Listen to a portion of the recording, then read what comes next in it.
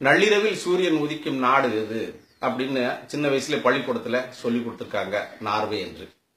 சரி, நண்பகலில் சூரியன் மறையும் நாடு எது கேட்டா யாருக்கு தெரியாது? அதுவும் நார்வே. உலகத்தின் வட துருவத்திலும் தென் துருவத்திலும் இப்போ பூமி நம்ம இப்படி இருக்கு.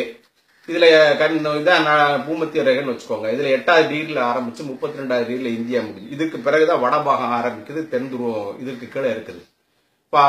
இப்போ குளிர்காலத்துல சூரியன் இந்த ஈக்வினாக்ஸ்ங்கிறது சூரியன் அதனுடைய திசை மாறும்போது ஆஸ்திரேலியாவில் டிசம்பர் மாசம் தான் கோடைக்காலம்.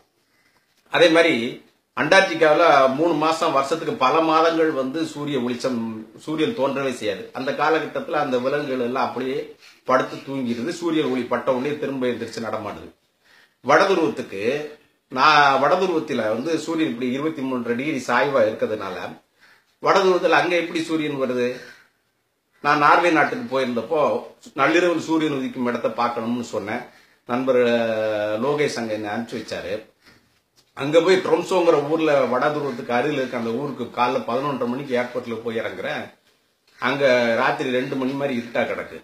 அப்பதான் தெரிஞ்சது ஜூன் 21 இஸ் த லாங்கஸ்ட் டே. அதுல இருந்து ஒவ்வொரு நாளும் 3 நிமிஷமா வெளிச்சம் குறைஞ்சிக்கிட்டே நவம்பர் 2க்கு பிறகு வடதுருவத்துல சூரியன் தெரியாது.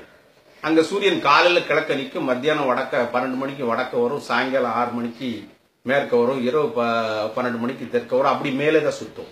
நவம்பர் 2க்கு பிறகு சூரியன் தெரியாது. அந்த வெளிச்சம் மேலும் மேலும் குறைஞ்சிக்கிட்டே டிசம்பர் 20ல இருந்து பிப்ரவரி 10 வரைக்கும் டோட்டல் 50 நாள் அந்த பகுதி இருட்டா தான் இருக்கு.